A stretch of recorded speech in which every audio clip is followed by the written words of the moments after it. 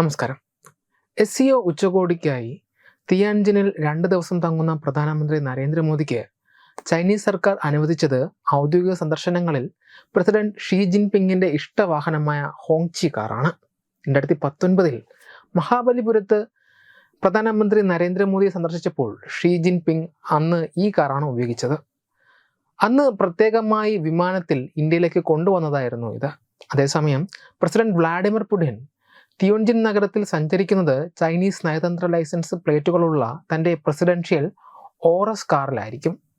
Russian വാഹന നിർമ്മാതാക്കളായ ഓറസ് Motors നിർമ്മിച്ച ഒരു റെട്രോ സ്റ്റൈൽ ആഡംബര വാഹനമാണ് ഓറസ്. ഹോങ്ചിയുടെ ചരിത്രം 1958 മുതലാണ് ആരംഭിക്കുന്നത്.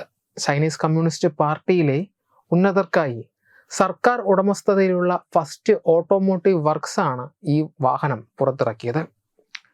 ചൈനയിലെ ഭരണകക്ഷിയായ കമ്മ്യൂണിസ്റ്റ് പാർട്ടിയുടെ സ്ഥാപകനായ മാവോ സെ തുങ്ങിന്റെ കാലം മുതൽ നേതാക്കൾ ഉപയോഗിക്കുന്ന ഒരു ആഡംബര ചൈനീസ് കാറാണിത്.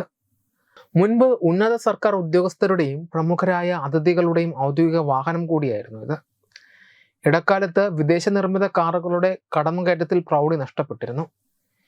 എന്നാൽ ചൈനീസ് ഉൽപ്പന്നങ്ങളെ പ്രോത്സാഹിപ്പിക്കുവാനുള്ള സർക്കാർ നയത്തിന്റെ ഭാഗമായി ഹോങ്ചി അതിന്റെ പഴയ പ്രതാപം വീണ്ടെടുക്കുകയാണ്. ചൈനീസ് ഓട്ടോമൊബൈൽ ഭീമനായ FW ഗ്രൂപ്പ് നിർമ്മിക്കുന്ന ഹോങ്ചിക്ക് വലിയ ചരിത്രമുണ്ട്. 1970കളിൽ American president Richard Nixon China സന്ദർശിച്ചപ്പോൾ ചൈനയുടെ അന്നത്തെ പരമോന്നത നേതാവായ മാവോ സെ തുങ് അദ്ദേഹത്തെ കൊണ്ടുപോയത് ഹോങ്ചി കാറിലായിരുന്നു.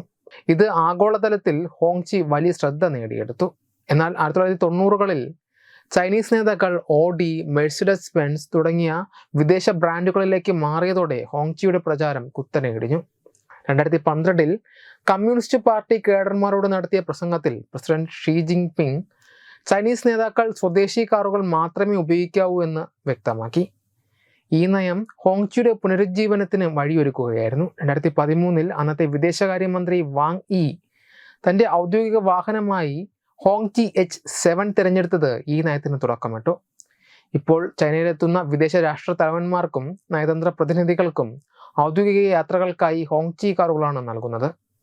ചൈനീസ് പൈതൃകത്തെയും ദേശീയ അഭിമാനത്തെയും ഉയർത്തിപ്പിടിക്കുന്ന ഒരു പ്രതീകമായി ഹോങ്ചിയെ ഇന്ന് ചൈന കാണുന്നു. വെബ് ഡെസ്ക് തത്തുമൈ TV.